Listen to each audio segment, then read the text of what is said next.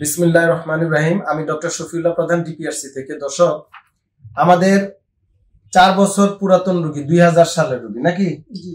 এটা হচ্ছে 2020 সালের রোগী। 20 সালের রোগী, এখন 2025 চলতেছে। শাহনাজ বেগম আজকে আবার আমার কাছে আসছে 4 বছর পরে চিকিৎসার জন্য।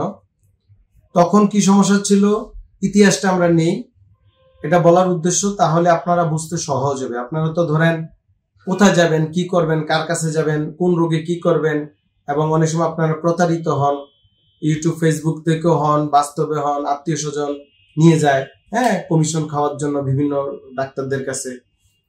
এটা বাংলাদেশে এটা একটা ন্যাচারাল চরিত্র। তো নিজের জ্ঞান বুদ্ধি নিজের খাটাতে হবে, নিজের বুদ্ধিতে নিজে চলতে হবে। একটা কথা আছে না, যে নিজের মুতে আচার খাওয়া ভালো, আরেকজনের মুতে আচার খাওয়ার দরকার নেই। কথাটা কিন্তু একেবারে প্রাচীন কাল থেকে প্রচলিত নাকি? নিজের বুদ্ধিতে নিজে চলা ভালো না ভালো না? নিজের বুদ্ধিতে ভালো না, আরেকজনের বুদ্ধিতে চলা ভালো? নিজের বুদ্ধি পরের বুদ্ধি এই যে আরেকটা কিন্তু প্রবাদ বলে দিছে। তো অনেকে দেখবেন আপনাকে বায়াস করে ফেসবুক ইউটিউবে বিভিন্ন বাজে কথা বলে টলে আমাদের রোগীদেরকে বিভিন্ন দিকে নেওয়ার চেষ্টা করে। এটা আছে, কারণ সবাই সবার ধান্দায় থাকে।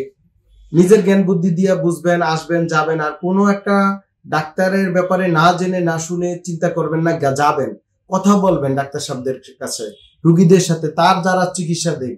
আমার এই রুগী শাহনাজ, আপনি 2020 সালে আসছিলেন নাকি? তখন কি সমস্যা নিয়ে আসছিলেন মনে আছে? বলেন। মাজার সমস্যা ছিল, হাঁটু গুলো ক্ষয়ে গেছিল, হাঁটুর সমস্যা ছিল, গাড়ের সমস্যা ছিল।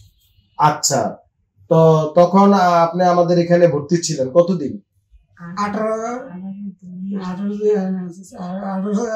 1 মাসের কথা ছিল, 22-23 দিনে তখন ভর্তি আছিল। আমাদের এখানে 23 দিন ভর্তি ছিল। ভর্তি হওয়ার পর ভালো হয়ে গেছিল। গত 4 বছর ভালো ছিল।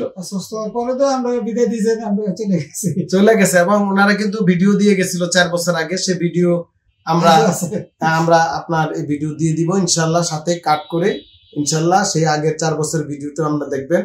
তো আমার রুগী আবার আসছে, এখন আবার একটু ব্যথা। আগের মতো কি ব্যথা নাকি? না, আগের মতো না, একটু দেখা যাচ্ছে। এখন ডাক্তারের তুই এটা দেখানি একটু হালকা ব্যথা আছে, এটা দেখাইলে তো আরো ভালো ধরে বোঝা যাবে।